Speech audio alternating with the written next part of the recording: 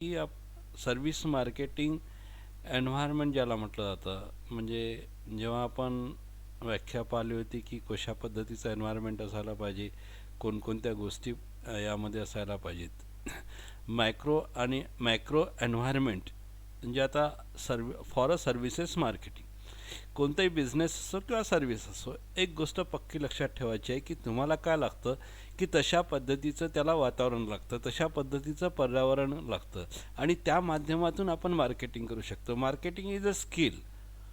आपलं हे एक स्किल आहे मार्केटिंग, की ज्या माध्यमातून आपण लोकांपर्यंत आपलं प्रॉडक्ट किंवा सर्व्हिसेस पोहोचवतो आणि ते जेवढं जास्त पोहोचेल तेवढं तुम्हाला बिझनेसला, तुमच्या इंडस्ट्रीला त्याचा फायदा होत असतो.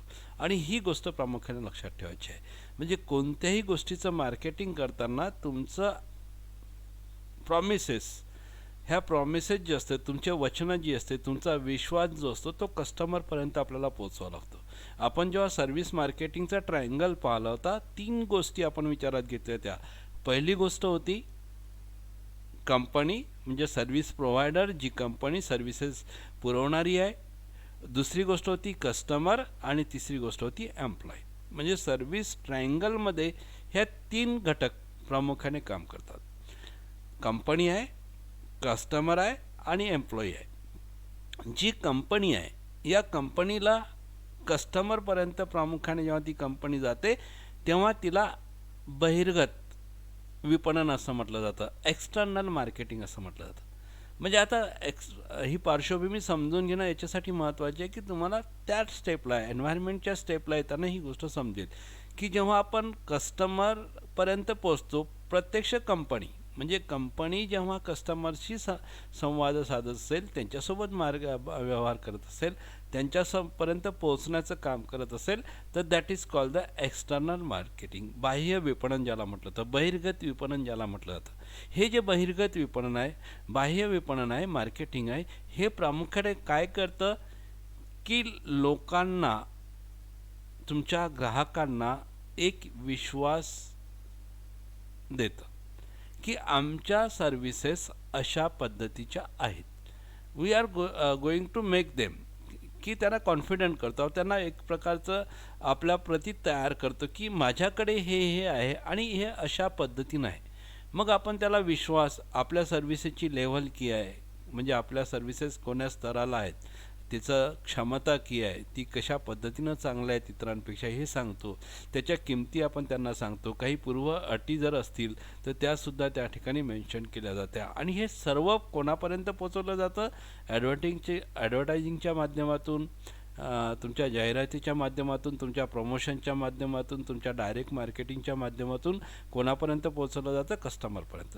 मग कस्टमरला एक वेळचा विश्वास निर्माण केला की दुसरं पार्ट ठरतं, म्हणजे एक प्रकारचा विश्वास त्याच्या मनात निर्माण झाला की दुसरा महत्त्वाचा मुद्दा येतो की त्या कस्टमरला जो आपण विश्वास निर्माण केलेला आहे त्याची जी अपेक्षेची पातळी आहे, म्हणजे एक आपण सांगितलं की Shri Shivaji college of art commerce science हे शिक्षणाच्या क्षेत्रात अग्रगण्य महाविद्यालय आहे, जे ए ग्रेडचं आहे, ज्याला DSTचं सुद्धा मानांकन आहे, ज्याला कॉलेज फॉर एक्सलन्ससुद्धा आहे आणि ती जो आपला नॅकचा पॉईंट आहे 3.24 आहे आणि एक मल्टी फॅकल्टी कॉलेज आहे. हा जो विश्वास एक प्रकारचा तुमच्यापर्यंत पोचला असेल आणि ग्राहक म्हणून तुम्ही जेव्हा विद्यार्थी म्हणून आमच्यापर्यंत पोचले असाल, तर हा एक पहिला पाठ ठरतो. हा एक पहिला पार्ट सर्व्हिसमधला, की लोकांना तुम्ही काय आहात. प्रोजेक्शनच्या माध्यमातून आपण जेव्हा जाहिराती देतो तर त्यावर आपण लिहितो की नॅक विथ CGPA 3.24, अजून college for potential excellence, these are the facilities in our college. म्हणजे हा विश्वास जाहिरातीच्या माध्यमातून, प्रमोशनच्या माध्यमातून, प्रत्येक वेळेस जेव्हा प्रोग्राम्स होतात त्यावेळेस आपण हे प्रमोट करतो. कोणतीही सर्व्हिसेस इंडस्ट्री जी असेल तिला असं स्वतःला प्रमोट करावं लागेल, तिला लोकांपर्यंत मांडावं लागेल की तुम्ही काय आहात. आणि तो विश्वास जो आहे, तो विश्वास निर्माण केल्यानंतर सर्वात महत्त्वाची बाजू आहे, हा विश्वास पूर्णत्वास नेण्यासाठी तुमच्या लोकांना तयार करणं, एनेबल करणं. म्हणजे तुमच्याकडे जो एम्प्लॉई आहे, जो प्रत्यक्ष ग्राहकांची सेवा देणार आहे, त्याला तयार करणं. आणि हे तयार करण्याचं काम कोणाचं आहे? तर हे कंपनीचं आहे. मग याला तयार करणं म्हणजे नेमकं काय? जसं मी म्हणतो की आता आपण कालचं उदाहरण पाहिलं की एवढे सारे पोरं एकाच वेळेस आले. एवढे सारे पोरं एकाच वेळेस सर्वच्या सर्व जम्मल झालेली आहे. आणि जम्मल होत असताना मग त्यातून मार्ग काय निघतो? त्यातून कशा पद्धतीनं मार्ग काढायचा? कोणत्या अडचणी त्या पोरांना जात आहेत? ते जर सॉल्व्ह केल्या गेलं तर तुमच्या मनामध्ये तो विश्वास निर्माण होईल. जसं आपण कॉमर्स फॅकल्टीच्या बाबतीत कार्य केलं की ओके काय डिसिजन आहे, म्हणजे आता पहा डिसिजन बाह्य फॅक्टर कसे असतात हे सुद्धा इथं लक्षात घेईल. आपल्या कंट्रोलमध्ये, महाविद्यालयाच्या कंट्रोलमध्ये विद्यापीठ नाही, हा बाह्य फॅक्टर झाला. मॅक्रो एन्व्हायरमेंट जे म्हणतो आपण, बाह्य बाबींचा परिणाम होत असतो. उद्या मला तुम्हाला सेवा देताना विद्यापीठानं जो डिसिजन घेतला तो विद्यापीठानं डिसिजन घेतलेला होता की 3 ते 12पर्यंत फॉर्म भरून घ्या. 3 ते 12पर्यंत नंतर 5 तारखेला त्यांनी व्हिडिओ व्हायरल केला. 5 तारखेला की एक मीटिंग घेतली दुपारची आणि त्यात सांगितले की जे सेकंड इयरचे मुलं आहेत, जे थर्ड सेमला मुलं आहेत, जे फोर्थ सेमला मुलं आहेत, जे फिफ्थ सेमला मुलं आहेत, यांना त्यांचे ID आणि पासवर्ड प्रोव्हाइड करा. सांगा, म्हणजे 2 दिवस पोरं कॉलेजला आल्यानंतर संपूर्ण गर्दी झाल्यानंतर सांगतात की आता हे प्रोव्हाइड करा. मग आपल्या हाती काय होतं? एक्सटर्नल फॅक्टर आहे, तो बाह्य पर्यावरणातला घटक आहे की जो आपल्या सर्व्हिसवर अफेक्ट करतो, ज्यात आपल्यात काहीच करू शकत नाही. पण अंतर्गत व्यवस्थापनाचा जेव्हा भाग पडतो, आपले एम्प्लॉई जर आपण चांगल्या पद्धतीने तयार केले तर आपण त्यातून सोल्युशन काढू शकतो आणि सर्व्हिस प्रोव्हाइड करू शकतो. आपण काल पटकन जे डिसिजन घेतला, काय डिसिजन घेतला? ओके, आपण तुम्हाला तुमची जे काही ID आणि पासवर्ड आहे ते प्रोव्हाइड करू, तुम्ही बाहेरून भरून घेऊ शकता. आपण लोकांना प्रोव्हाइड केलं एका झटक्यात. आणि जे तुम्ही फर्स्ट इयरचे आहेत त्यांचे फक्त एनरोलमेंट करावं लागतं आणि तुमचे फॉर्म भरावे लागतात. म्हणून आपण त्या ठिकाणी तुम्हाला BCom फर्स्ट इयर आणि MCom फर्स्ट इयरला बसून ठेवलं. म्हणजे आपण त्या ठिकाणी एकदम कंट्रोलमध्ये आलो. एक प्रकारचा विश्वास पुराणमध्ये तो पेरण्याचा प्रयत्न केला. दुसरी पार्ट लक्षात घ्या, एक्सपेक्टेशन जे असतात ग्राहकांच्या, म्हणजे आता हे पार्ट आला म्हणून सांगतो, ग्राहकांच्या अपेक्षा काय असतात की जसं जेव्हा पोरांना सांगितलं की तुम्हाला एनरोलमेंटचे 100 रुपये आणि फॉर्मचे 50 रुपये भरावे लागतील, की लगेच त्यावर आपल्या ग्रुपवर रिप्लाय आले, थर्ड सेमच्या MComच्या वर ग्रुप असो किंवा इतर ग्रुप असो, की reply how it is sir, असे कसे 150 रुपये? म्हणजे जेव्हा ग्राहक आपल्याला विचारतो, विद्यार्थी विचारतो की हे कशाचे पैसे आहेत, तर आपल्याला असं म्हणावं लागलं, आपण एक चान्स दिला काल, आपण एक ट्रिक वापरली की ठीक आहे बा, तुम्ही काही कंपल्शन नाही, हा युजर आणि पासवर्ड घ्या आणि तुम्ही बाहेर जाऊन फॉर्म भरा. जो परीक्षा फॉर्म आपले विद्यार्थी कमवा आणि शिकवा योजनेअंतर्गत आपण तयार केलेले तुमचे कॉमर्सचे असणारे विद्यार्थी, हे कॉमर्सचे विद्यार्थी 50 रुपयामध्ये फॉर्म भरत होते, तो एक्झाम फॉर कॅफेला गेल्यानंतर त्याला 150 रुपयाला भरावा लागला. थिंक, प्राइसेस, विश्वास. जेव्हा आपल्याला हे वापरावं लागलं का? कारण मुलांचे असे ऑब्जेक्शन होते की सर तुम्ही कशाचे पैसे घेता? विद्यापीठाने हे सांगितलेलं आहे की तुम्ही त्या मुलाला मोकळं सोडा, त्याला युजर आणि पासवर्ड देऊन द्या, तो परीक्षेचा फॉर्म भरेल. आपण विद्यार्थ्यांच्या सोयीसाठी हे केलं होतं की त्या विद्यार्थ्यांनी कॉलेजमधून फॉर्म भरावं, 2 पैसे या गरीब पोरांना जे कमाव शिका योजनेअंतर्गत काम करतील त्यांना मिळतील आणि सोबतच तुम्हाला सुद्धा चांगली सर्व्हिस प्रोव्हाइड केली जाईल. बाहेरून असंख्य चुका करून तो फॉर्म घेऊन जेव्हा विद्यार्थी का आले, सर आता कसं? तर आम्ही त्यांना म्हटलं की आम्ही तुम्हाला म्हणतो तुम्ही ऐकायच्या मनस्थितीत नाही, आता काय? तर आपण मग त्यांना सांगितलं ठीक आहे, कारण शेवटी कस्टमर आहे, ग्राहक आहे, विद्यार्थी आपला आहे. मग विद्यार्थी आपला आहे म्हणून त्यांना सांगितलं की तुम्ही आपले फॉर्म करेक्शन करू, थांबा, उद्या आपण तुम्हाला ही सर्व्हिस पुन्हा प्रोव्हाइड करू कॉलेजच्या मार्फत, तुमची इच्छा असेल तर. म्हणजे पहा, हे झालं इंटरनल पार्ट. आपले ऑब्जेक्टिव्ज काय आहेत? आपण इंटरनल पार्टमध्ये आपल्या व्यवस्थापनामध्ये हे बदल केले आणि बाह्य घटकांवर आपण परिणाम मात केली. म्हणजे जी स्ट्रॅटेजी, जे नुकसान पोरांचं होत राहिलं होतं, ती आपण इथं थांबवलं. म्हणजे ही जी स्ट्रॅटेजी आहे, ही जी कृती योजना आहे, ही कधी करतो आपण? ज्या वेळेस आपण अंतर्गत व्यवस्थापनामध्ये आपले कर्मचारी तयार करतो. आपल्याला हे सांगितलं जातं, आपल्या महाविद्यालयात हे सांगितलं जातं की भाऊसाहेबांची इन्स्टिट्यूट आहे आणि इथं सर्वसामान्यांचे पोरं येतात आणि सर्वसामान्यांच्या पोरांना आर्थिक भार पेलावत नाही, तर त्यांना जे जे काही करता येईल ते इन्स्टिट्यूटनं करायला पाहिजे. आणि वी गो फॉर दॅट, आणि आपण त्यासाठी जातो. आणि हे जे ऑब्जेक्टिव्ह असतात, हे संस्थेचे ऑब्जेक्टिव्ह बिल्ड करणं, इनबिल्ड करणं, हे कोणाचं काम आहे? कंपनीचं काम आहे, सर्व्हिस प्रोव्हायडरचं करणाऱ्या व्यक्तीचं काम आहे की त्या कर्मचाऱ्यांमध्ये ते तयार करणं. ठीक आहे, आम्ही तुम्हाला कदाचित रागावलो असेल, तुम्हाला कडक बोललो असेल, तुम्हाला वेगळं बसवलं असेल, यामागचा दृष्टिकोन हा असतो की तुम्हाला त्या सवयीला वागाव्या, तुम्हाला त्या ठिकाणी इझिनेस यावं. 2 पैसे जे कमवा आणि शिकवामध्ये पोरं काम करतात त्यांना त्या ठिकाणी भुर्दंड पडू नये, आणि म्हणून आम्ही थोडंसं रागावतो सुद्धा. पण हा इंटरनल पार्ट असतो. म्हणजे तुम्हाला ती सेवा उपलब्ध करून द्या, ती सेवा कशा पद्धतीने अधिक चांगली होईल हे प्रयत्न करून द्या. म्हणजे काउंटरपेक्षा क्लासरूममध्ये याच्यासाठी बसवलं की काउंटरवर तुम्ही जेव्हा जाता तिथं तुम्हाला लाईन लावावं लागतं. क्लासरूममध्ये तुम्हाला डेस्क बेंच अवेलेबल असतात, तिथं शांतपणे तुम्ही बसू शकता कोविडच्या काळात. म्हणजे ह्या सर्व गोष्टी कोणाचा दृष्टिकोनातून विचार केला की ज्या ग्राहकासाठी, आता तुम्हाला ग्राहकच संबंधू, ज्या ग्राहकाला सोयीचं व्हावं, त्याचा जो विश्वास आपण त्याला दिला तो संपादित करता यावा, त्याला महत्तम सॅटिस्फॅक्शन मिळावं. म्हणजे ह्या कृती कोण करतं? हा इंटरनल जो असेल, हा जो आपली संस्था असेल, ही संस्था सर्व्हिस प्रोव्हाइड करणारी आणि इथला एम्प्लॉई. मग आपण त्या पद्धतीनं कालबदल केले, हा इंटरनल परिणाम असतो. हा बाह्य घटकांवर प्रभावित करणाऱ्या घटकांवर मात करण्यासाठी आपली इंटरनल सिस्टीम जी असतं ही प्रभावी असायला पाहिजे. आणि ही प्रभावी कधी होते? जेव्हा त्या कर्मचाऱ्याला आपल्या संस्थेची ध्येय आणि धोरणं स्पष्टपणे सांगितली जातात आणि त्या पद्धतीनं कर्मचारी जर काम करत असतील तर त्या ठिकाणी उरतं. आणि त्यासाठी इंटरनल मार्केटिंगमध्ये या कर्मचाऱ्यांना तसं शिकवलं जातं, मोटिवेट केलं जातं, अभिप्रेरित केलं जातं, त्यांना त्या ठिकाणी सॅलरी तशा पद्धतीने दिलं जातं, वर्किंग कंडिशन ज्या असतात त्यासुद्धा तशा प्रोव्हाइड केल्या जातात. आणि मग तो सॅटिस्फाय कंपनीतला जो कर्मचारी असेल तो प्रत्यक्ष इंटरॅक्टिव्ह मार्केटिंगच्या माध्यमातून तुमच्यासोबत प्रत्यक्ष ग्राहकासमोर संवाद साधतो. माझ्या मनामध्ये जी संस्थेने भावना निर्माण केली असेल त्या भावनेतून मी तुमच्यासोबत काल इंटरॅक्ट झालो असेल आणि त्या पद्धतीनं तुम्हाला त्या सोयी अवेलेबल करून दिल्या असतील. आणि हा प्रत्यक्ष संवाद जेव्हा पोरांसोबत आम्ही 4-5 वाजता केला, ज्यांना आपण युजर आय डी पासवर्ड दिले होते, मी त्यांना स्पष्टपणे त्यांना सांगितलं की बाबा तुमचेच मेसेज आम्हाला व्हॉट्सॲपवर होते की हे पैसे कशाचे, तुमची नाराजी होऊ नये म्हणून आम्ही तुम्हाला पासवर्ड आणि ते दिले आणि तुम्हाला मुक्त व्यवस्था करून दिली की जा कुठेही जा आणि ते फॉर्म भरून फक्त कॉलेजमध्ये आणा, जी विद्यापीठाचं सजेशन्स आहे.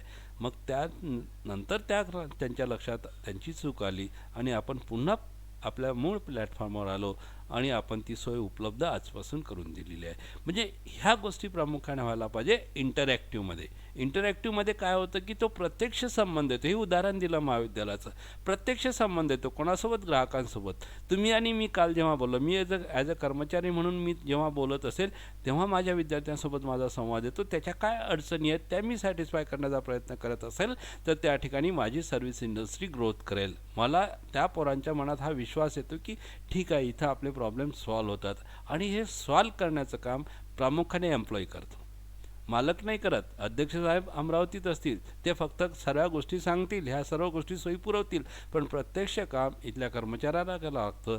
त्यानं जर व्यवस्थितपणे काम केलं तर आपला जो ग्राहक असेल, कोणत्याही सर्व्हिस इंडस्ट्रीमधला जो ग्राहक असेल तो समाधानी शकतो. त्याला इंटरॅक्टिव्ह मार्केटिंग असं म्हटलं जातं, संवादात्मक ज्याला विपणन म्हटलं जातं की प्रत्यक्ष संवाद तिथं आहे, संबंध तिथे येतात. आणि हे प्रत्यक्ष परस्पर संवाद का परस्पर संबंध ज्याचे होतात तिथं डेव्हलप करावे लागतात. आणि जो विश्वास आपण दिला असेल एक्सटर्नल मार्केटिंगमध्ये, पहिला विश्वास जो दिला असेल ग्राहकांना, तो इंटरनलमध्ये त्या कर्मचाऱ्यांना आपण तयार करतो. आणि प्रामुख्याने इंटरॅक्टिव्ह तिसरा प्रकार जो आहे मार्केटिंगचा, त्यामध्ये त्याचं इम्प्लिमेंटेशन करतो की तो विश्वास त्याला पूर्तता करण्यासाठी तो कर्मचारी आणि तो ग्राहक प्रत्यक्ष एकमेकांशी जुळतात. आणि इथं कर्मचाऱ्यांचं प्रामुख्याने काम असतं की त्या विश्वासाला सार्थ ठरणे जी कंपनीनं आपल्या ग्राहकांना दिला आहे.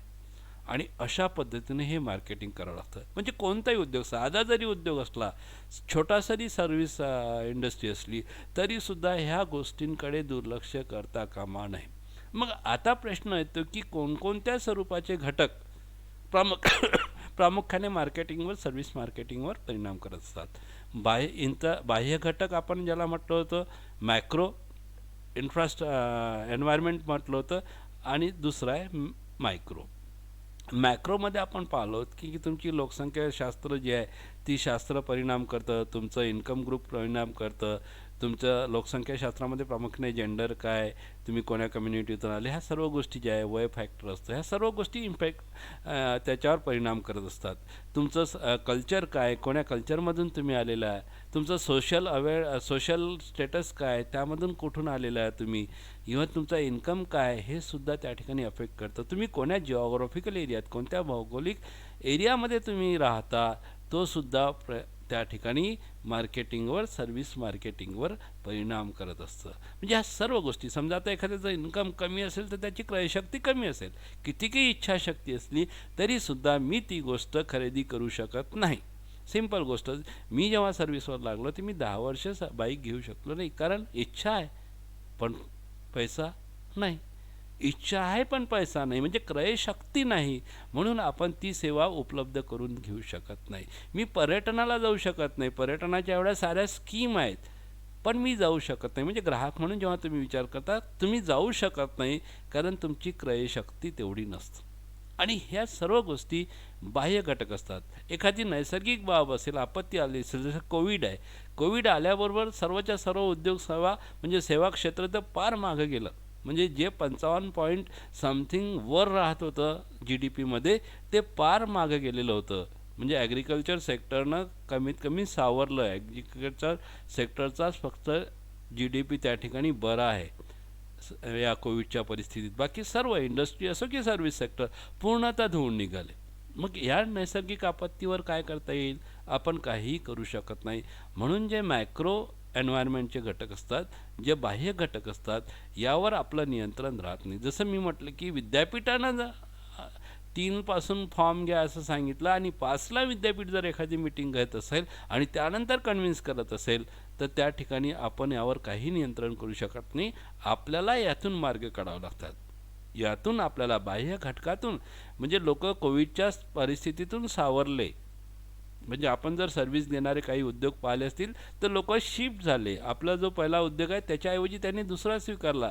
आज हे सर्व शिफ्ट झालेले उद्योग एकमेका स्वतः सांभाळत आहेत, समोर येत आहेत आणि पुन्हा इंडस्ट्री जी आहे ती जाग्यावर येत आहे. म्हणजे ह्या सर्व गोष्टी प्रामुख्याने नैसर्गिक बाब असो किंवा बाह्य घटक जे काही असतील, तुमचं उत्पन्न असो, काही असो, ह्या सर्व्हिस इंडस्ट्रीमध्ये मॅक्रो जे असतील हे प्रामुख्याने अफेक्ट करतात. एकतर ते तुम्हाला चांगली परिस्थिती तयार करून देतील वातावरणाची, किंवा मग तुम्हाला त्या ठिकाणी अतिशय वाईट परिस्थितीसुद्धा आणू शकतात. चांगली परिस्थिती म्हणजे की समजा आता 7वा वेतन आयोग लागले कर्मचाऱ्यांना आणि एकदम मार्केट तडाख्यानं इंडस्ट्रीचं उभं राहिलं आणि सर्व्हिस इंडस्ट्रीमध्ये सर्वच्या सर्व गोष्टी काय झाल्या, तडकल्या. तुमच्या हाऊसिंग असेल की कोणती असो, इंडस्ट्री भरभराटीनं समोर आली आणि एक उद्योगाचं नवीन व्यापक. आता गव्हर्नमेंटची एक पॉलिसी येत आहे. कालच माननीय नितीन गडकरी सरांनी एक स्क्रॅपची पॉलिसी अनाऊन्स केली. म्हणजे गव्हर्नमेंटचे डिसिजन कसे अटॅक करतात ते सुद्धा तुमच्या लक्षात येतील. आता स्क्रॅपची पॉलिसी म्हणजे जे काही व्हेकल्स असतील, जे 15 ते 20 वर्षानंतर जे व्हेकल्स असतील त्या स्क्रॅप करा, म्हणजे ते बिलकुल मोडीत काढा. मग आता स्क्रॅपच्या या डिसिजनचा काय परिणाम झाला उद्योग व्यवसायांवर? जे उद्योग प्रामुख्याने उत्पादनामध्ये व्हेकलच्या होत्या त्यांना नवीन प्रॉडक्ट लॉन्च करता येईल. प्रॉडक्ट लॉन्च केल्याबरोबर नवीन ज्या काही गाड्या येतील, जुन्या सर्वच्या सर्व बाजूला सारल्या जातील आणि ह्या सर्व नवीन गाड्यांच्या उत्पादनासाठी लागणारे ज्या काही सर्व्हिसेस लागतील, सेवा लागतील, हे नवीन फील्ड येणाऱ्या काळात तुम्हाला उपलब्ध आहे सर्व्हिस इंडस्ट्रीमध्ये. म्हणजे ती व्हेकल असेल, तिचं मेंटेनन्स असेल, त्याच्या बाबीचं नवीन ट्रेनिंग असतील, त्या व्हेकलच्या नवीन किमती असतील, ह्या सर्वच्या सर्व उद्योग झपाट्यानं समोर येईल आणि असंख्य असं रोजगारसुद्धा उपलब्ध होईल.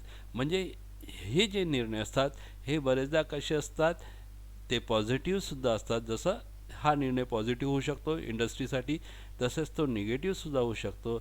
एखाद्या वेळेस GSTमध्ये जर जास्त टॅक्स लावला गेला तर लोक हैराण आहेत, इंडस्ट्री हैराण आहे. त्या ठिकाणी ते विचार करत आहेत. म्हणजे पॉलिसीचा, गव्हर्नमेंटचा, हे सर्व बाह्य घटकामध्ये पडतं. आता जेव्हा आपण अंतर्गत घटकाचा विचार आज आपण करणार आहे, अंतर्गत घटकामध्ये प्रामुख्याने जेव्हा विचार करायचा आहे, हे सर्व बाह्य घटकाचा आपण विचार करणार. इंटरनल जो पार्ट असतो किंवा जेव्हा आपण विचार करतो की कोणते आहे मायक्रो घटक, तर मायक्रो घटकामध्ये आपल्याला या गोष्टीचा विचार करावा लागेल.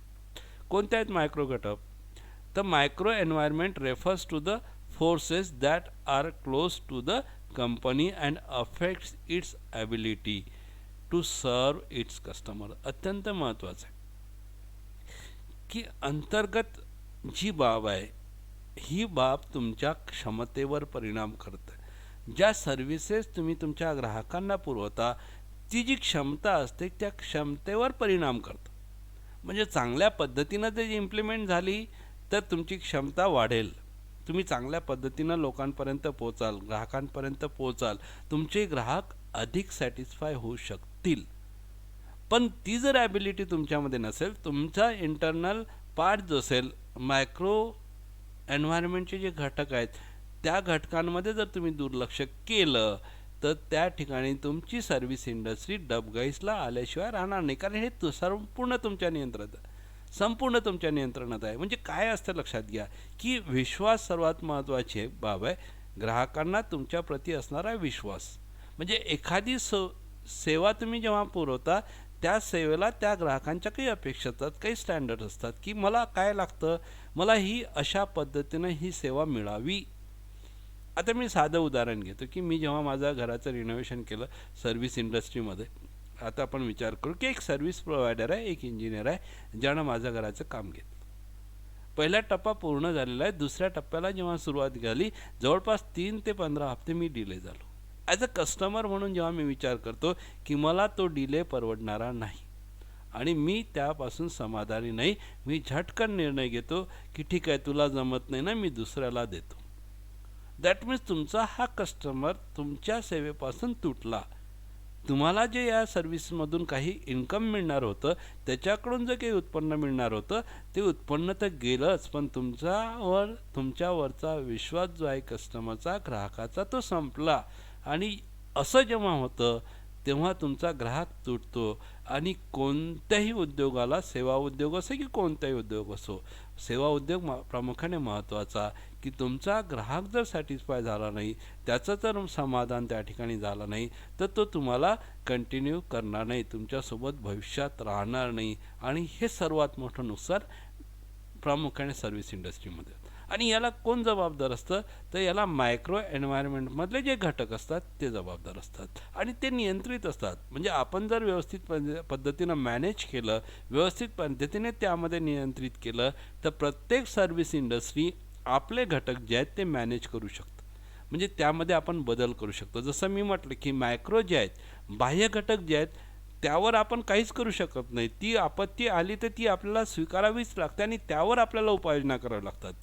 पण अंतर्गत घटकामध्ये, सूक्ष्म पर्यावरणामध्ये प्रामुख्याने जेव्हा आपण विचार करतो, मायक्रोमध्ये जेव्हा विचार करतो, मायक्रो एन्व्हायरमेंटचा जेव्हा विचार करतो, हे आपल्याला तयार ठेवलं, आपण त्या पद्धतीनं तयार केलं तर आपली ॲबिलिटी जी आहे, ती क्षमता जी आहे ती वाढते आणि आपण क्षमतेनं काम करू शकतो आणि आपला ग्राहक सॅटिस्फाय होऊ शकतो. मग कोणत्या गोष्टी आहेत, तर पहिला महत्त्वाचा पार्ट आहे कस्टमर.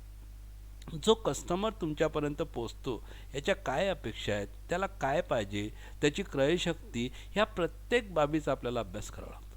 आणि त्या पद्धतीनं जेव्हा आपण काम करतो, त्याच्या सॅटिस्फॅक्शन लेवलचा, त्याच्या कल्चरचा, तो कुठून आला, त्याच्या वयाचा, सर्व बाबीचा जेव्हा आपण अभ्यास करतो त्यावेळेस आपल्याला त्याला सॅटिस्फाय करता येते. सिंपल उदाहरण मी नेहमी म्हणतो की माझ्या महाविद्यालयात येणारी मुलं एक तर ग्रामीण आहेत किंवा मग देशमुख फाईल, अकोट फाईल, माणिक टॉकीज या परिसरातून येणार आहे. मग याच्या फर्स्ट इयरला जेव्हा हा पोरगा येतो त्यावेळेस त्याच्या भाषेमध्ये अशा स्वरूपाचे काही शब्द असतात की ते मला समजून घ्यावं लागतात की हा कोणा कल्चरमधून आलेला आहे, याच्यामध्ये काय आहे. तर याच्यामधून त्याला मोल्ड करून, याच्यामधून त्याला बाहेर काढून आपल्याला स्पेसिफिक गोष्टी कराव्या लागतात. म्हणजे त्याच्या भाषेचा प्रश्न असतो. त्यानं कधीच त्या ठिकाणी सोफिस्टिकेटेड भाषेत तो बोलला असेलच याची गॅरंटी देता येत नाही. आणि त्याचं बाह्य जे वातावरण असतं, तो ज्या एरियात राहतो तिथलं त्याचं वातावरण असतं, त्याच्यातून त्याला बाहेर काढायचं असतं. म्हणजे त्या वातावरणातून त्या विद्यार्थ्याला बाहेर काढायचं असेल. एखाद्या ग्रामीण भागातून आलेला जर विद्यार्थी असेल तो प्रत्येकच विद्यार्थी काही बोल्ड असेल असं सांगता नाही येत. प्रत्येकच विद्यार्थी चांगला असेल. काही लोक बुजरे असतात, त्यांच्या मनामध्ये सातत्याने भीती असतं की मी कसा जाऊ, मी शहरात कसा जाऊ. मग आपल्याला त्याला मोटिवेट करावं लागतं की कशाला भीती आहे, कशाची भीती आहे, भीती कशाची. तुम्हाला जे पाहिजे ते प्राप्त करण्याचा प्रयत्न करा. भीती नावाची गोष्ट पहिल्यांदा बाहेर काढा. तुम्ही जेव्हा एखाद्या वेळेस प्रयत्न करता की मला हे मिळालं पाहिजे पण मी कसं मागू, जोपर्यंत आपण समोरच्यासमोर संवाद साधणार नाही, जोपर्यंत आपण समोरच्यासोबत बोलणार नाही, तोपर्यंत तुमच्या डिफिकल्टी समोरच्यापर्यंत पोहोचणार नाही. तुम्ही ज्या ग्रामीण भागातून बहुतांश विद्यार्थी येतात किंवा इकॉनॉमिकली बाबतीतून आपल्या डोक्यावर एक ओझं असतं की आता कसं, हे आता कसं फेकून द्यायचं सिम्पली बिलकुल. आणि ज्या गोष्टी आपल्याला समजत नाही त्या समजून घेण्याचा प्रयत्न करायचा. एक उदाहरण देतो. मांजरे नावाचा पोरगा आहे, तो जेमतेम आपल्या इथं 52% आलेला पोरगा, मराठी मीडियममधून आलेला, गांधीग्रामहून आलेला पोरगा, जेमतेम बोलता येईल. बिल्ड केलं एक ग्रुप त्या पोरांचा तयार झाला, ग्रामीण भागातून येणाऱ्या पोरांचा एक ग्रुप तयार झाला. आणि त्या ग्रुपमध्ये अशी परिस्थिती निर्माण झाली की ते पोरं फायनल इयरला गेल्याबरोबर तयार झाले, संपर्कात आले, तयार झाले. एक प्रकारचा विश्वास त्यांच्यामध्ये निर्माण झाला. ज्या पोरांना बोलता येत नव्हतं ती पोरं आज चांगल्या पद्धतीनं बोलायला लागली, शिकायला लागली आणि ते कॉम्पिटेटिव्ह एक्झाममध्ये पाससुद्धा झाली. आणि बँकेत आहे ते 3-4ही पोरांचा ग्रुप त्या बॅचच्या सर्व बँकेत आहेत. कशाच्या बसरा, फक्त संवादाच्या, फक्त मनातून भीती जी आहे ती दूर काढल्यामुळे. तुम्हाला मला काही येत नाही ही भावना फेकायची आणि हे कल्चर निर्माण करणं, हे आपल्या ग्राहकांमध्ये कल्चर निर्माण करणं, हे प्रामुख्याने इंटरनल पार्ट आहे. म्हणजे तुम्हाला विश्वास निर्माण करावा लागेल की हे काय, हे तर तुम्हाला होऊ शकतं ना, हे तुमच्यासाठीच आहे. म्हणजे त्या ग्राहकाला तुमच्या सेवा प्रवृत्त कराव्या लागतील. जसं आता आपण म्हणतो की प्रत्येक ठिकाणी आज जर विचार केला तर प्रत्येक सर्व्हिस इंडस्ट्री, म्हणजे आपण जर हेल्थ इंडस्ट्रीचा विचार केला तर हेल्थ इंडस्ट्रीचे एवढे सारे प्रॉडक्ट आज आलेले आहेत की पहिल्यांदा फक्त काही BP वाढलं किंवा काही झालं तर आपण दवाखान्यात जात. आता तुम्ही एवढे कॉन्शियस करून ठेवलेलं आहे कस्टमरला की तुम्ही हेल्थ अशा पद्धतीनं आहे, तुम्ही जिमला गेलं पाहिजे. आणि त्या माध्यमातून इंडस्ट्री जी आहे ते ग्रोथ घेत आहे. वेगवेगळे प्रॉडक्ट्स, वेगवेगळ्या गोष्टी तुमच्यासमोर आणत आहेत आणि तुम्हाला कस्टमरला त्या ठिकाणी तयार करत आहेत. आपली सर्व्हिस हेच काम करायला पाहिजे की आपल्या कस्टमरला तयार करणं, त्याची मानसिकता बदलणं, त्याची समाधानाच्या पातळ्या शोधणं आणि त्या पद्धतीनं काम करणं. दुसरी, हे आपल्या हाती आहे, हे नियंत्रण आपण करू शकतो. याच्या योजना ज्या त्या आपण आखू शकतो. म्हणजे आता माधवबागचं उदाहरण मी गमती नव्हतं. माधवबागमध्ये गेलेले लोक का सर्व्हिस काय सुधारले का, पण त्यांनी ज्या पद्धतीनं प्रोजेक्ट केलं, आज त्यांच्या ॲडव्हर्टाईज कुठे येत आहेत, TV वर येत आहेत. म्हणजे त्यांनी त्यांची सेवा एवढ्या पद्धतीनं लोकांना पटवून सांगितलेली आहे की आज त्यांचा प्रोग्रेस दिसून येतो. कशाच्या बरोबर, जस्ट प्रमोट देअर सेल्फ. त्यांनी स्वतःला फक्त प्रमोट केलं की आम्ही कसे चांगले आहोत, नंतरचं पाहून घेऊ. म्हणजे ह्या गोष्टी प्रामुख्याने विचारात, हा विश्वास निर्माण करणं ज्याला शक्य होतं ती सर्व्हिस इंडस्ट्री ग्राहकांमध्ये अधिक विश्वसनीय ठरतं. दुसरी महत्त्वाची बाब काय, इंटरनल ऑर्गनायझेशन एन्व्हायरमेंट. तुमच्या सर्वात महत्त्वाचं मी म्हटलं की जो कर्मचारी काम करतो ना त्याला सर्वात महत्त्वाचं आहे. पगारासाठी काम करता की तुम्ही सेवा म्हणून काम करता, हे सर्वात महत्त्वाचं आहे. सेवा म्हणून काम करण्याची प्रवृत्ती जेव्हा कर्मचाऱ्यांमध्ये निर्माण करण्यासाठी तो इंडस्ट्रियलिस्ट किंवा तो सर्व्हिस प्रोव्हायडर यशस्वी होईल, त्या दिवशी प्रामुख्याने तुमची सर्व्हिस इंडस्ट्री ग्रोथ करेल. पेमेंट मिळतं okay, that is a part of your duty. म्हणजे तुम्ही काम करता त्याचा पैसा तुम्हाला मिळतं, पण तुम्ही काय सेवा दिली पाहिजे याचं ज्ञान तुमच्या कर्मचाऱ्यांना असायला पाहिजे. म्हणजे असं नाही, टाईम बाउंड नाही आहे. काही गोष्टी कशा असतात टाईम बाउंड, एक फ्रेमवर्क आपण करतो आणि ते तसंच असलं पाहिजे. ते तसंच असलं पाहिजे आजच्या जगात शक्य नाही. काही गोष्टी असतात, आता समजा आता तुम्ही बाहेरगावून येणारी मुलं, मी म्हटलं आता 4 वाजले, आता माझं ऑफिस बंद झालं, तुम्ही उद्या या. बाहेरगावून येणारा मुलगा जर 4 वाजता आला असेल आणि त्याचा जर प्रॉब्लेम आज सॉल्व्ह झाला असेल, आजच ठीक आहे, काही प्रॉब्लेम असेल नाही सॉल्व्ह झाला तर भाग वेगळी आहे, पण आजच जर सॉल्व्ह झाला असेल तर तो मुलगा, त्या मुलाचे एफर्ट जे दुसऱ्या दिवसासाठी, त्याचं इन्कम जे दुसऱ्या दिवसासाठी खर्च होऊन, त्याचं म्हणजे पैसा जो आहे तो दुसऱ्या दिवशी खर्च होणार आहे हे सर्व वाचेल. त्याला एक महत्तम समाधान मिळेल. ग्रामीण भागातून आलेला एखादा विद्यार्थी असेल, त्या मजुरी करत असेल आणि त्याची ते मजुरीचे पैसे येण्या जाण्याचं तिकीट जर तुमच्या एका 5 मिनिटामुळे जर वाचत असतील तर दॅट इज अ नथिंग. म्हणजे तुम्ही 5 मिनटं घरी लेट गेले तर काही बिघडणार नाही, 15 मिनटं घरी लेट गेले तर बिघडणार नाही, अर्धा घंटा जरी लेट गेले तरी बिघडणार नाही. त्या पोराचा अख्खा पैसा वाचू शकतो, अख्खा वेळ वाचू शकतो, दुसऱ्या दिवशी तो त्याच्या कामावर जाऊ शकतो. आणि हे बिल्ड करणं हे तुमच्या इंटरनल ऑर्गनायझेशनचं काम असतं. हे तुमच्या सर्व्हिस प्रोव्हायडरचं काम असतं की यस, पहिल्यांदा तुमचा ग्राहक आणि नंतर बाकीचे कामं. आणि हे कधी डेव्हलप होतं, जेव्हा त्या पद्धतीनं लोकांना ट्रेन केलं जातं, वेळोवेळी त्यांना समजावून सांगितलं जातं, वेळोवेळी त्यांच्या कामाची विभागणी केली जातं आणि त्या पद्धतीनं. गोंधळ तर होईल पण त्यावर मात करण्याचं मेकॅनिझम तुमच्याकडे असलं पाहिजे. त्यावर काय सोल्युशन आहे ते सोल्युशन तुम्हाला इंटरनल ऑर्गनायझेशनच्या माध्यमातून जे तुमचे अंतर्गत लोक आहेत, म्हणजे डिसिजन आहे from president to last peon. म्हणजे एखाद्या इंडस्ट्रीमध्ये प्रेसिडेंट असेल आणि लास्ट प्यून असेल, ह्या सर्व घटकांना ही लिंक आपल्याला जोडलेली असतं. वेगवेगळ्या स्तरावरची जे नियंत्रण असतात, समजा एखादा डिसिजन अमरावतीहून ऑफिसमधून घेतलं असेल ते अकोल्याला येईल, अकोल्यातून डिपार्टमेंटला येईल आणि डिपार्टमेंटमधून इम्प्लिमेंटेशन.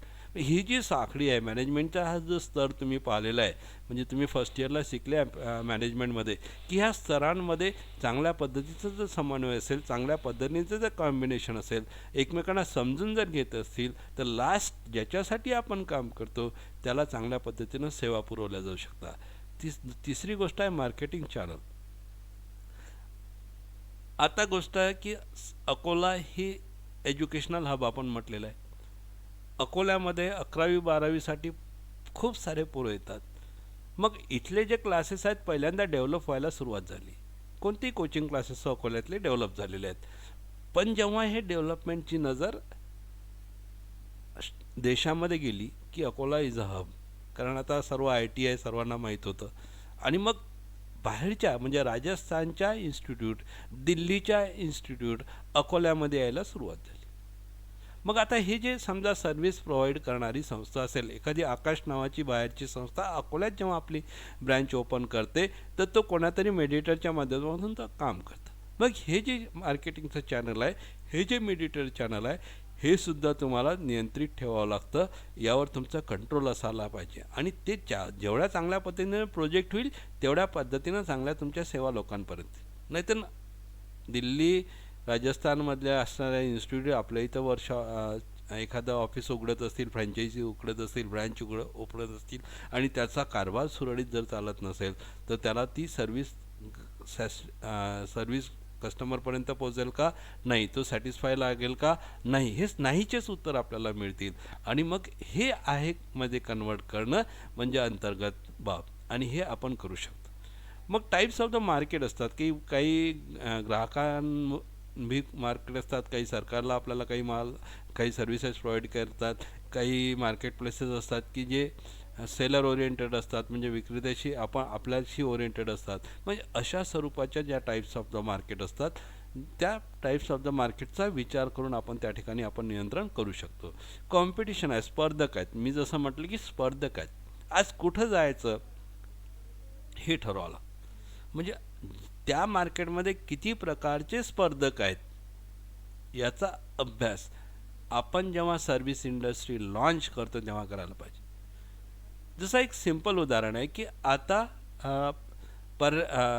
आपल्या ज्या सर्व्हिसेस आहे, परिवहनाच्या ट्रान्सपोर्टेशनच्या सर्व्हिसेस आहे, एकीकडे स्टेट गव्हर्नमेंटची महामंडळ आहे, दुसरीकडे प्रायव्हेटला परमिशन मिळाली. आता स्टेट गव्हर्नमेंट आणि प्रायव्हेटमध्ये जी कॉम्पिटिशन आहे तर स्टेट गव्हर्नमेंटला आपल्याला STच्या जुन्या फॉर्मॅटमध्ये बदल करण्याचे काम पडलं. म्हणजे आता ज्या काही बसेस येतात त्या ACच्या म्हणजे प्रायव्हेटच्या लुकच्या दिसतात. जिथं 3 सीटर 2 सीटर होत्या तिथं आता प्रत्येक ठिकाणी 2 सीट्स आहेत. जिथं कडक सीट होत्या तिथं आता तो रिलॅक्सेबल सीट आल्या.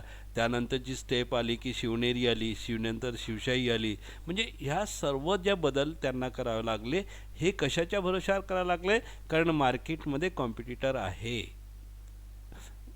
प्रामुख्याने हे कॉम्प्युटर आहेत म्हणून यांना बदल करावा लागले. मग मार्केटमध्ये जेव्हा कॉम्पिटिटर आहेत, मी उदाहरण दिलं तर मागच्या वेळा की आंध्र ट्रान्सपोर्टेशन जे गव्हर्नमेंटचं आहेत याच्या लक्झरी बसेसमध्ये ग्राहकांना मिनरल वॉटरच्या बॉटलसुद्धा प्रोव्हाइड केल्या जातात.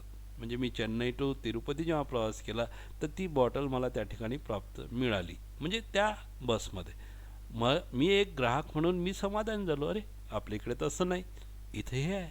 म्हणजे एक्स्ट्रा समथिंग, म्हणजे तुम्ही तुमचा कॉम्प्युटर देत असेल त्यापेक्षा अतिरिक्त जर तुम्ही देत असाल तर दॅट इज आपण त्या स्पर्धेमध्ये उतरण्यासाठी पात्र ठरतो.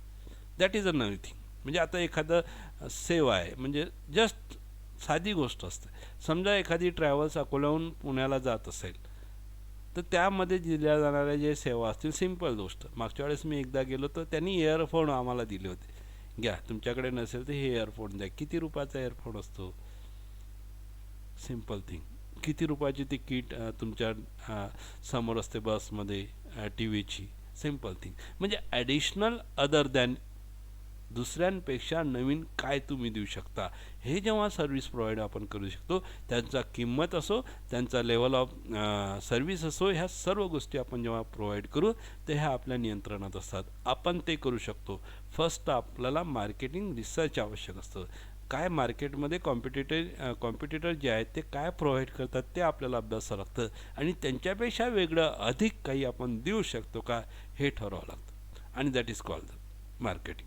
आणि लास्ट आहे ऑर्गनायझेशनल ऑब्जेक्टिव्ह. आपण जे काही ऑर्गनायझेशनल ऑब्जेक्टिव्ह असतात, जसं आपण म्हणतो की शिवाजी शिक्षण संस्थेचं उद्दिष्ट आहे की गो फॉर द डाऊनवर्ड, शेवटच्या घटकांपर्यंत शिक्षण पोचणं. म्हणजे भाऊसाहेबांनी स्वतःचा बंगला गहाण ठेवून जे शिक्षण संस्था उभारली, शेतकऱ्यांनी आपल्या कापसाच्या बंडीवर एक एक रुपया 62च्या काळात देऊनची शिक्षण संस्था उभारली. या शिक्षण संस्था प्रोफेशनल नाहीत, लक्षात घ्या. पैसे कमावण्यासाठी ही संस्था उभीच राहिली नाही, हे उद्दिष्ट डोक्यासमोर असलं पाहिजे. विद्यार्थी असो की कर्मचारी असो, या ठिकाणी ही गोष्ट लक्षात ठेवली पाहिजे की ही जी शिक्षण संस्था आहे ही भाऊसाहेबांनी आपला बंगला गहाण ठेवून उभी केलेली आहे. ऑब्जेक्टिव्स काय आहेत तर सर्वसामान्यातील घटकांना शिक्षण पोचावं. दुसरी महत्त्वाची आहे की त्याच काळातील असणारे जे प्रत्येक शेतकरी असेल त्यांनी आपल्या कापसाच्या बंडीवर 1 रुपया, जेव्हा बाजार समितीला फेडरेशनला ती बंडी यायची बाजार समितीमध्ये कापूस विकासाठी, तर 1 रुपया आपल्या बंडीवर शेस भरून हे पैसे देऊन ही संस्था उभी राहिलेली आहे. म्हणून इतरांच्या बाबतीत इतरांपेक्षा ही डिफरंट आहे, आणि म्हणून इथं असणारा कर्मचारी याने ही गोष्ट डोक्यात ठेवली पाहिजे की हे आहेत, ही ऑब्जेक्टिव्ह आहे आपल्या संस्थेची, आणि त्या पद्धतीनं काम करण्याचा प्रयत्न केला पाहिजे. आणि तशा पद्धतीनं जेव्हा आपण काम करत असू तेव्हा ती सर्व्हिस अधिक चांगल्यापर्यंत विद्यार्थ्यांपर्यंत पोहोचेल. विद्यार्थ्यांनीसुद्धा ही गोष्ट समजून घ्यायला पाहिजे की आपण ज्या शिक्षण संस्थेमध्ये जात आहोत त्या शिक्षण संस्थेची पार्श्वभूमी आहे, ऑब्जेक्टिव्ज काय आहेत. मग एखाद्याचा प्रोफेशनलच असा धंदा असेल, एखाद्याचा असंख्य अशा कॉलेजेस उभे राहत आहेत, त्यांचा उद्योगच असतो, प्रोफेशनल असतात ती लोक. त्यांना तुमचं घेणं देणं काही नसतं, त्यांच्या फी ठरवलेल्या असतात, तर त्या फी तुम्ही भरा आणि त्या फीला पात्र असालच तर आमच्याकडे या. आपण तसं करू शकत नाही. आपण म्हणू शकतो की नाही का आज नाही उद्या भर, उद्या नाही परवा भर, हे नको भरू एवढे भर. म्हणजे ह्या फ्लेक्झिबिलिटी ज्याला म्हटलं जातं, ही जी ग्राहकांना देणं म्हटलं जातं, हे प्रामुख्याने टाटा ग्रुप जो काम करतो, टाटा इंडस्ट्री TCSमध्ये लोक काम करतात ते सॅटिस्फाय आहेत, तिथल्या कर्मचारी सॅटिस्फाय आहे, कारण त्यांची ध्येय धोरणं त्या पद्धतीने आहे. दे गो फॉर द सोशल. म्हणजे आता बजाज फ्रँचायझीचं जे ट्रेनिंग तुम्हाला दिलेलं आहे, बजाज ग्रुप ऑफ इंडस्ट्रीनं असं ठरवलेलं आहे की जे स्टुडंट आहे त्यांच्या CS फंडामधून, कॉर्पोरेट फंड जो असतो त्यातून त्यांना काही खर्च समाजावर खर्च करावा लागतो. एका पोराला 25,000 रुपये खर्च येईल एवढं सारं ट्रेनिंग आपण बजाजच्या माध्यमातून दिलं. पण त्यांनी काय केलेलं आहे की त्यांनी सांगितलं आहे की 1,000 रुपये पोरांकडून घ्या, आणि जर तो सक्सेसफुली कंप्लीट करत असेल तर त्याचे 800 रुपये रिटर्न करा. आपण ती स्कीम राबवलेली आहे. आपण ती स्कीम खेकाडे सरांमार्फत तुम्ही ते करू शकता. एका महिन्याचं ट्रेनिंग असेल, 1,000 रुपये भरा, आणि 1,000 रुपयातून तुम्ही सक्सेसफुली पास झाली तर 800 रुपये तुम्हाला रिफंड होतील. म्हणजे जिथं 25,000 रुपये लागतात एखादं ट्रेनिंग घ्यायला, फायनान्शियल आणि इन्शुरन्समधलं डिटेल ट्रेनिंग घ्यायला जिथं आपल्याला 25,000 लागतात, ते फक्त 200 रुपये बजाजमुळे शक्य होतं. आणि ही बजाज इंडस्ट्री अशा पद्धतीनं त्यांचे गोल्स असतात, ऑब्जेक्टिव्ज असतात. म्हणजे तुमचे ऑब्जेक्टिव्हसुद्धा काय असतात, सोशल असतील, तशा पद्धतीचे जे ध्येय धोरणं असतील तर ते सुद्धा आपण करू शकतो. आणि हे सर्व अंतर्गत घटक, हे सर्वच्या सर्व अंतर्गत घटक काय करतात, त्या ठिकाणी परिणाम करतात.